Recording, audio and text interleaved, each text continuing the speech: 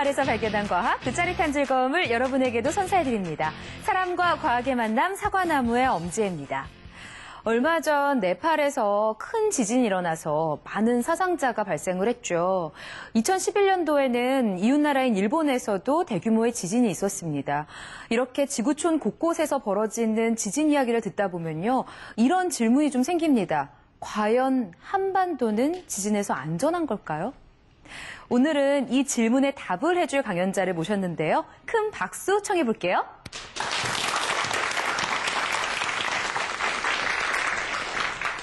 예, 여러분 안녕하십니까. 연세대학교 홍태경 교수입니다.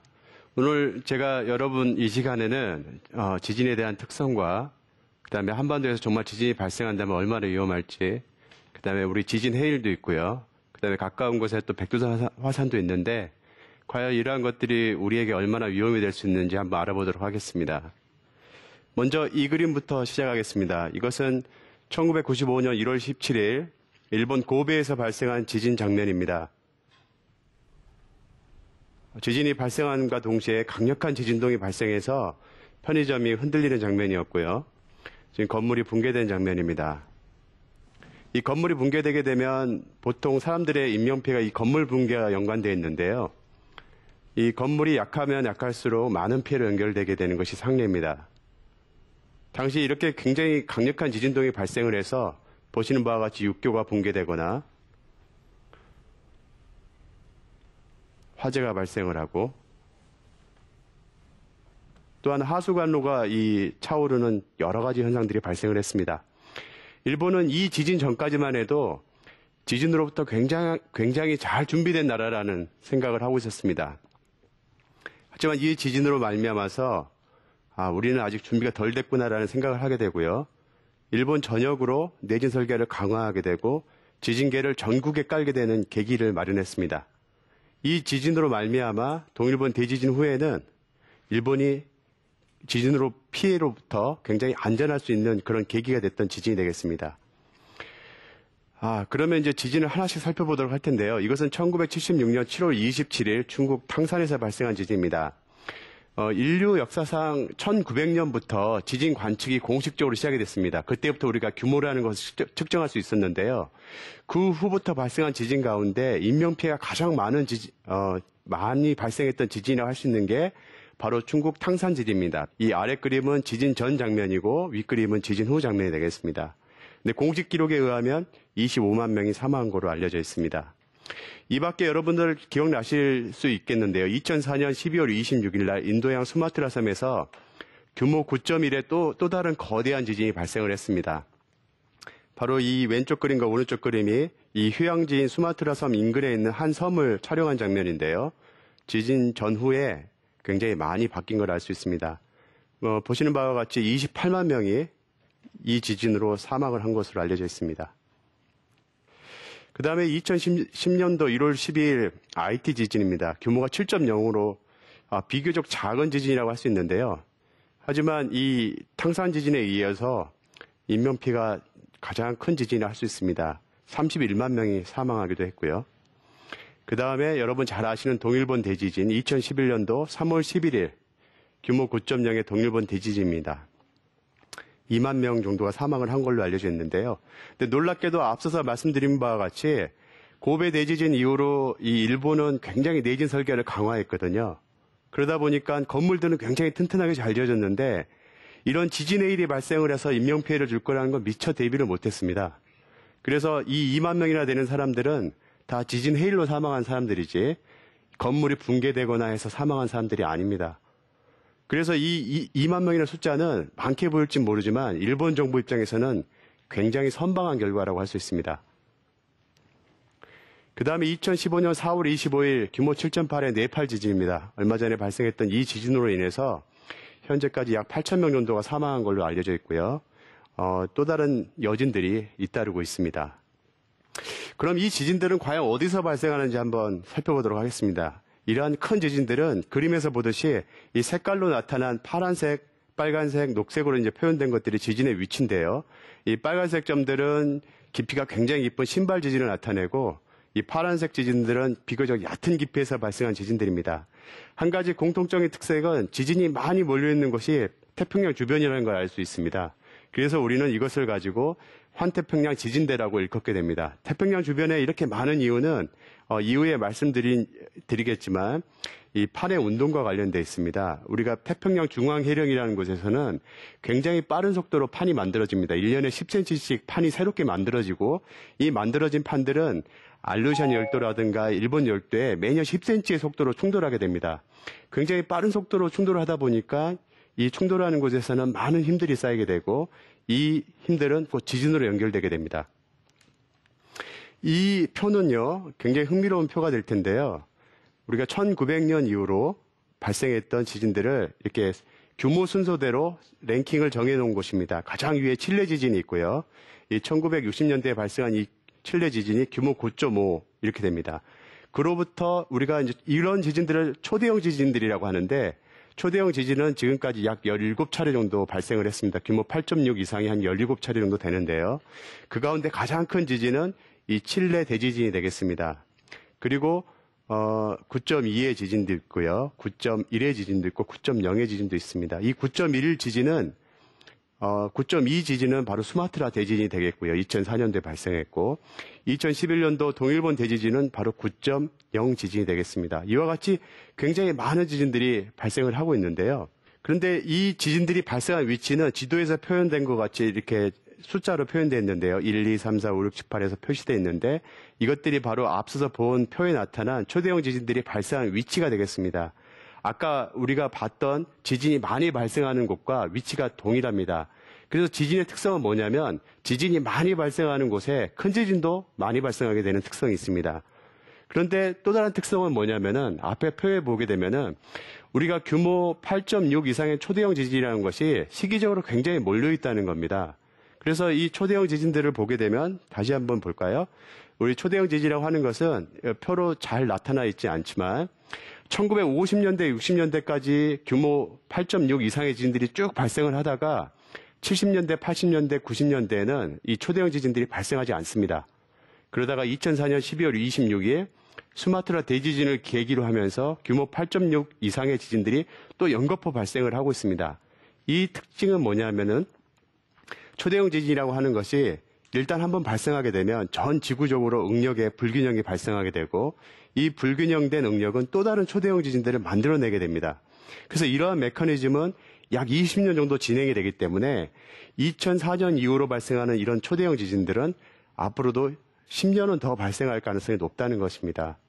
그래서 우리는 이 지진의 공포로부터 아주 벗어날 수 없는 상황인데요. 그러다 보니까 네팔 지진이 더욱더 각별하게 보이는 상황입니다. 자, 그런데 또 다른 흥미로운 것은요. 이 표를 보시면 지진에 의해서 사람들이 얼마만큼 많은 인명피해를 보였느냐 하는 표입니다. 이것도 마찬가지로 1900년 이후로 표를 보시게 되면요. 자, 이 표를 한번 보시면은 1556년 중국 상지성에 발생한 지진에 의해서 83만 명이 사망을 했습니다. 이것은 이제 우리가 지진계 발생하기 이전이니까요. 근데 1976년 아까 말씀드렸던 중국 탕산 지진이 공식 기록에 의하면 25만 명. 그다음에 IT 지진, 아까 봤던 IT 지진이 31만 명을 사망을 했고요. 자, 여기서 제가 질문을 한 가지 드리고 싶은데요. 여기서 피해를 많이 본 지진들의 공통점이 있습니다. 여러분 혹시 그 공통점을 아실 수 있겠나요? 제가 한 가지 특징을 본다면 규모 7점대의 지진들이 아주 많다는 겁니다. 아까 이제 초대형 지진이라고 하는 것들은 규모 8.6 이상의 초대형 지진이고 1900년 이후로만 해도 17차례가 발생을 했습니다. 그런데 그 초대형 지진들은 이 안에 포함된 것은 고작 2번 정도밖에 없습니다. 대부분의 지진들은 규모 7점대로서 1년에 전 세계적으로 10여 차례 이상씩 발생할 수 있는 지진들이거든요. 그런데 왜 규모 7점대의 지진들이 이렇게 많은 인명피해를 일으킬까? 그게 이제 우리가 해결해야 할 문제가 되겠죠. 자, 이것은 바로 왜 이런 지진에 의해서 피해가 크게 나타나게 되는지 그 이유를 설명한 것인데요. 지진 피해가 크기 위해서는 사람이 많이 사는 도시 인근에 발생을 해야만 피해가 연결이 됩니다. 초대형 지진이라고 하는 것들이 대부분 바닷가에서 멀리 떨어진 해양에서 발생을 하기 때문에 사람들이 살고 있는 도시와 거리가 멀어지고 그래서 아무리 큰 지진이 나더라도 도시까지 영향을 미치는 데는 지진파가 전파해 오면서 많이 감소하기 때문에 에너지가 많이 전달되지 않게 됩니다. 하지만 규모 7점대 지진은 판 내부에서 발생하는 지진들이 대부분인데요. 판 내부라고 하는 곳에는 도시들이 서 있고 그 도시 인근에서 곧 지진이 발생한다는 특징이 있습니다. 또 다른 특징은 판 내부에서 발생하는 지진들은 깊이가 매우 얕습니다. 지진 피해가 크기 위해서는 규모가 커야 될 뿐만 아니라 이 깊이가 얕은 것도 또 다른 큰 영향을 미치게 되는 거거든요. 그래서 비록 규모가 낮을지라도 깊이가 얕게 되면은 지표의 에너지를 바로 전달하게 되고 바로 큰 피해로 연결되게 되는 겁니다. 그래서 이러한 효과들이 바로 규모 7점대의 지진들이 큰 피해로 연결되는 계기가 됐습니다.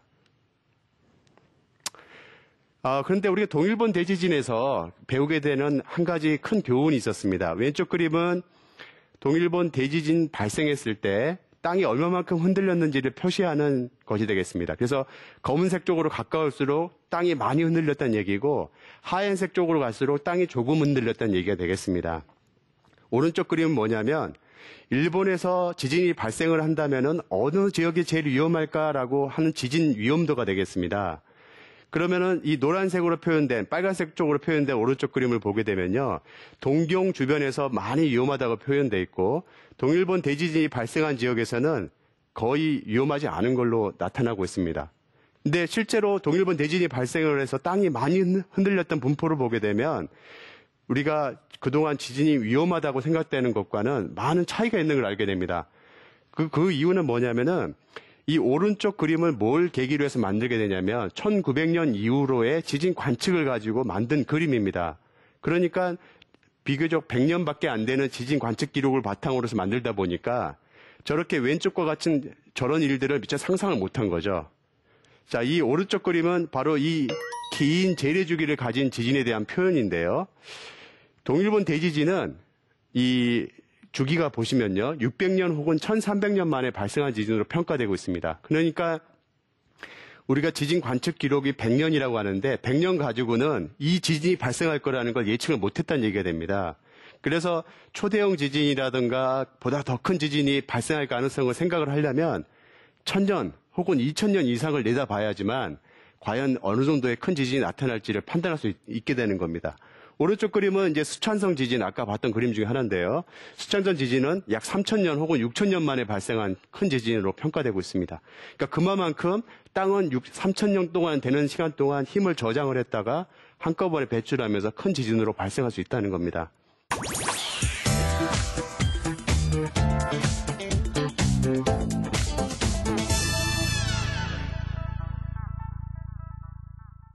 자, 그러면 이런 지진을 만들어내는 원리가 뭔지 한번 잠깐 살펴보면요. 지구 내부는 이 핵이라고 하는 곳이 중심부에 자리 잡고 있는데 이 핵에서는 많은 열이 매일 올라오고 있습니다.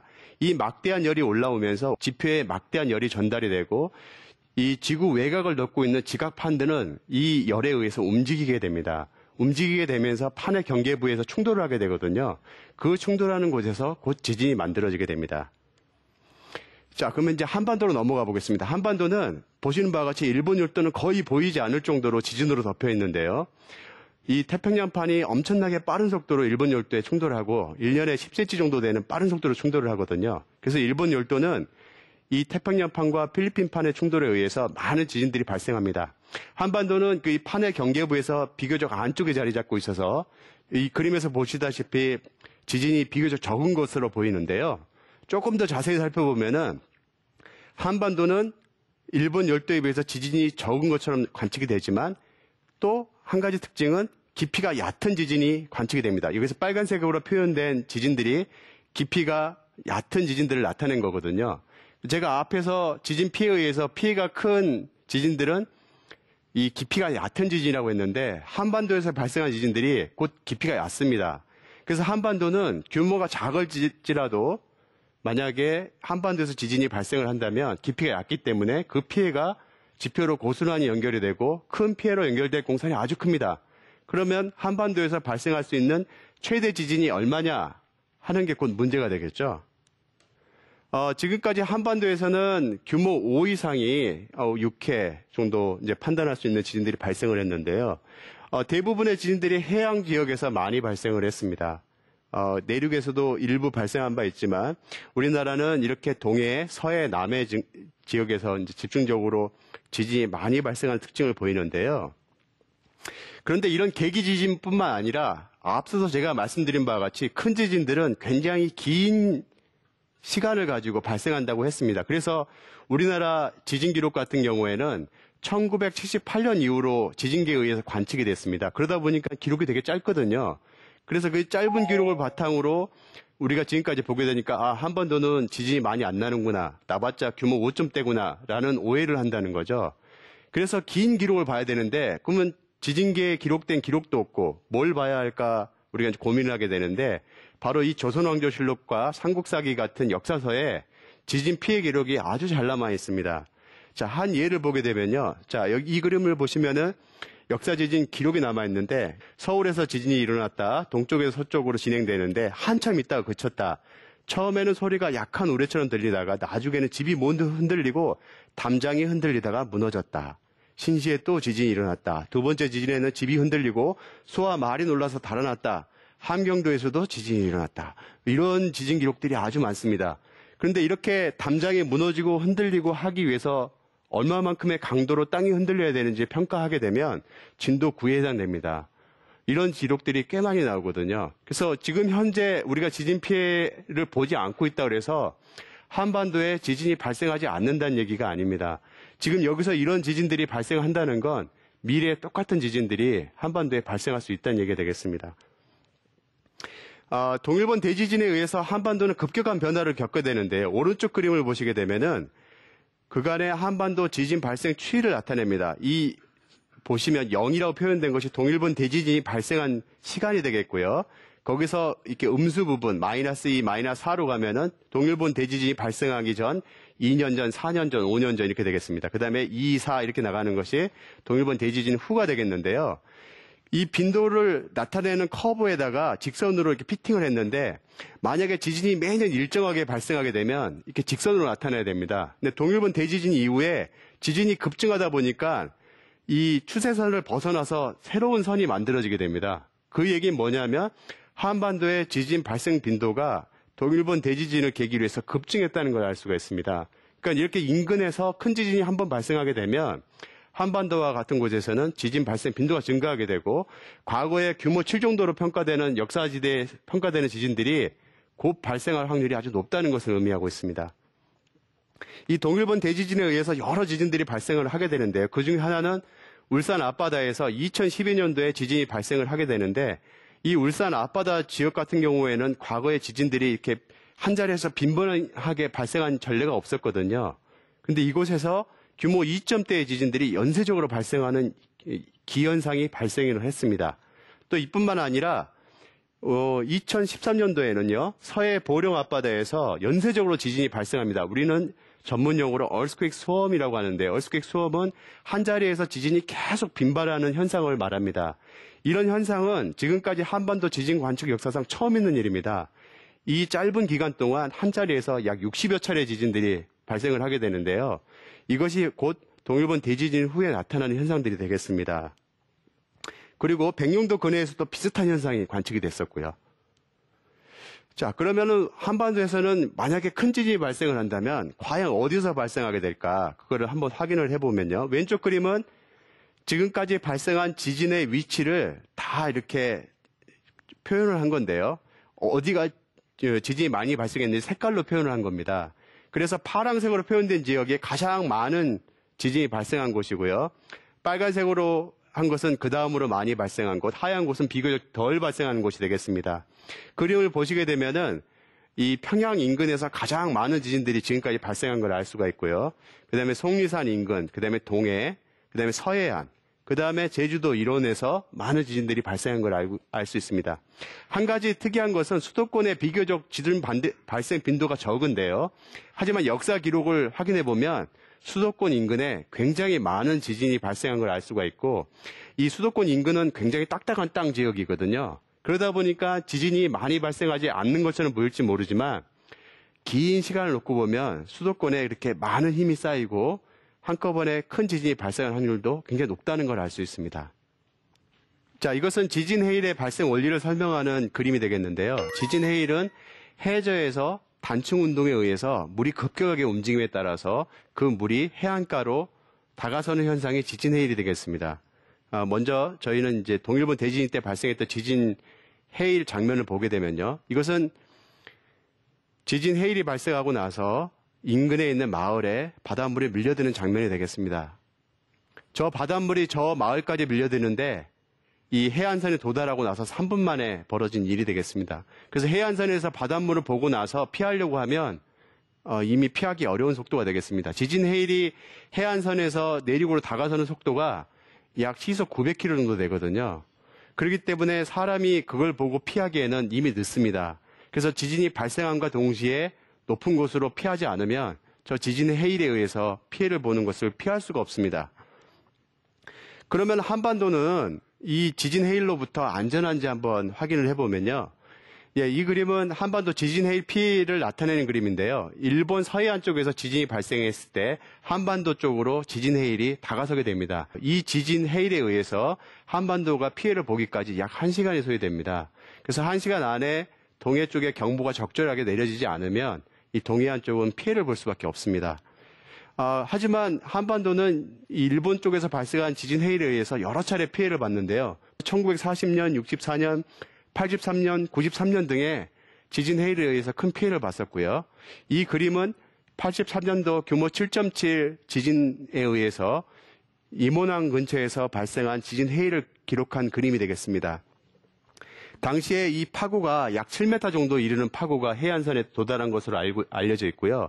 굉장히 많은 재산상의 피해를 입은 바가 있습니다. 이런 지진 해일 기록은 비록 여기만 있는 게 아니고요. 조선왕조실록 같은 데도 고스란히 남아 있습니다. 그래서 한반도는 이런 지진 해일에 의해서 여러 차례 피해를 보게 되는데요. 그뿐만 아니라 이 일본 서해안뿐만 아니라 한반도에서부터 비교적 가까운 동해안 쪽에서도 이 큰 지진들이 많이 발생을 하고 이 지진에 의해서 한반도는 굉장히 빠른 속도로 지진 해일을 받을 가능성이 있습니다. 만약에 한반도 동쪽 해안에서 지진이 발생하게 되고 그때 지진 해일이 발생하게 되면 10분 안에 한반도에 도달하는 지진 해일이 만들어질 수도 있습니다. 이곳에서는 여러분 잘 알다시피 원자력 발전소 등이 이제 위치해 있기 때문에 그 위험성이 아주 크다고 할 수 있습니다. 자, 그런데 이 동해는요, 특별히 재미난 현상이 뭐가 있냐면요. 일본 열도가 과거에 한반도 동쪽에 붙어 있었는데 이 동쪽에 붙어 있던 일본 열도가 떨어져 나가면서 이 동해가 만들어졌거든요. 이 동해가 만들어진 바로 그 자리에서 지금에 와서는 지진이 발생을 하고 있습니다. 왜냐하면 태평양판이 일본 열도를 계속 밀어붙이다 보니까 그 밀어붙이는 힘이 과거에 동해가 쪼개졌던 자리에서 다시 지진으로 발생하고 있는 것입니다. 그래서 이 한반도 연안 지역에서 발생한 지진의 위험성이 아주 높다고 할 수 있고요. 또 그뿐만 아니라 이 백령도 근해에서도 큰 지진들이 꽤 많이 발생을 하는데요. 과거에 한반도는 북중국판과 남중국판이 충돌해서 만들어졌다고 생각을 하는데 바로 그 충돌대가 바로 백령도 근해에 있는 것입니다. 자, 그러면 우리가 앞으로 어떤 일을 해야 할지 좀 살펴보도록 할 텐데요. 이것은 산 안드레아스 단층이라고 미국 서부 해안을 가로지르는 거대 단층이 되겠습니다. 이 거대 단층 지역에서는 늘 큰 지진들이 많이 발생해서 이곳을 연구하는 많은 학자들은 관심을 많이 가지고 있는데요. 또 캘리포니아는 굉장히 아름다운 곳으로 알려져 있기 때문에 사람들도 많이 살고 있거든요.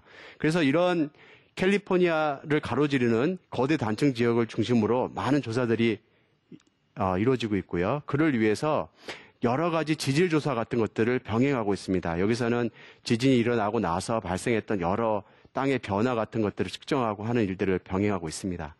그러면 우리는 이 지진을 어떻게 하면은 피해를 줄일 수 있을까 하는 것을 생각을 해봐야 되는데요. 앞서서 보여드렸던 지질조사뿐만 아니라 현재 와서는 지진 조기경보라는 시스템을 갖추고 있습니다.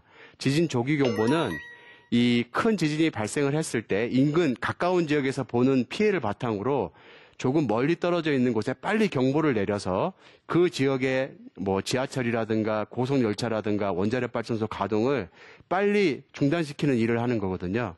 그런 방식을 현재 많이 차용해서 지진 피해를 최소화하도록 노력하고 있습니다. 그러기 위해서는 이 정부와 연구자들이 굉장히 노력을 해야 되는데요. 재미난 사건이 하나 있었습니다. 2009년 4월 6일 날 그 이탈리아 라킬라에서 규모 6.3 지진이 발생을 했는데요. 이 지진이 발생하기 전에 잔지진들이 많으니까 이탈리아 정부에서는 지진학자들을 소집합니다. 이곳에서 과연 큰 지진이 나겠는가라는 회의를 하게 되거든요.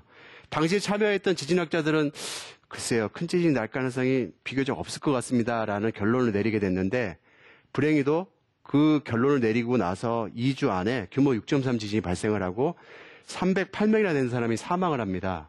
그러면서 당시에 그 결정에 참여했던 지진학자들을 기소를 하게 되는데요. 이 사람들은 살인죄로 기소를 당했습니다. 현재 재판이 진행 중이고 지진학자들은 이거에 대한 굉장히 책임감을 느끼고 있는 상황이 되겠습니다. 자, 그러면 이제 마무리할 그림이 될 텐데요. 이게 백두산 화산에 관련된 문제입니다. 우리는 백두산 화산이 활화산이라는 것을 잘 알고 있습니다. 1903년도에 마지막으로 분출을 했었는데요. 문제는 인근에 이 북한 핵실험을 한다는 겁니다. 이 핵실험을 하게 될 때 이 마그마 방을 직접적으로 자극할 가능성이 있고 만약에 마그마 방이 꽉 차 있으면 이 화산 활동을 가속화시킬 우려가 아주 높습니다. 그렇기 때문에 우리는 이 북한의 핵실험도 이 백두산의 안전을 위해서 조금 막아야 하는 게 아닌가라는 걱정까지 들고 있습니다. 자, 이제 한반도는 지진으로부터 자유로운가 하는 주제를 이제 마무리를 해보면요. 한반도는 긴 재래 주기를 가진 지진이 발생할 가능성이 아주 높고 우리는 여러 준비를 해야 하는 상황입니다. 경청해 주신 여러분 감사합니다.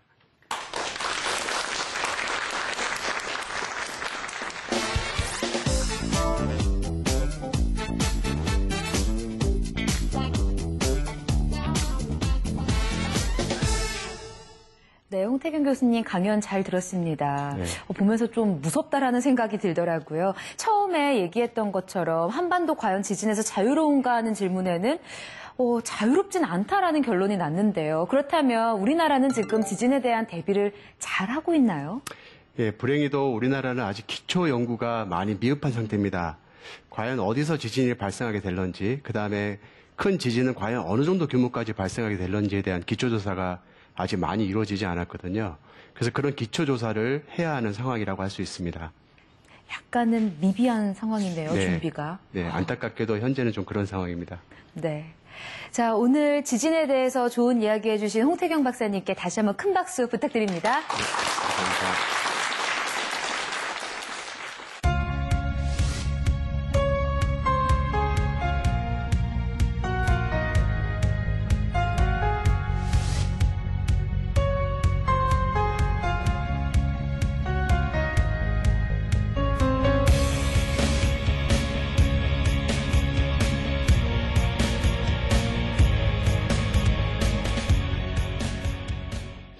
오늘 강연, 자연이 가진 이 무서운 힘을 다시 한번 깨닫게 되는 시간이었는데요. 우리나라 조금 준비가 부족하다고 하는데 앞으로 수많은 연구가 계속해서 이어져서요. 꼭 이 지진의 피해가 없을 수 있도록 노력했으면 좋겠습니다. 자, 사람과 과학의 만남 사과나무 다음 시간에 더 유용하고 재미있는 과학 이야기로 여러분 찾아오겠습니다. 고맙습니다.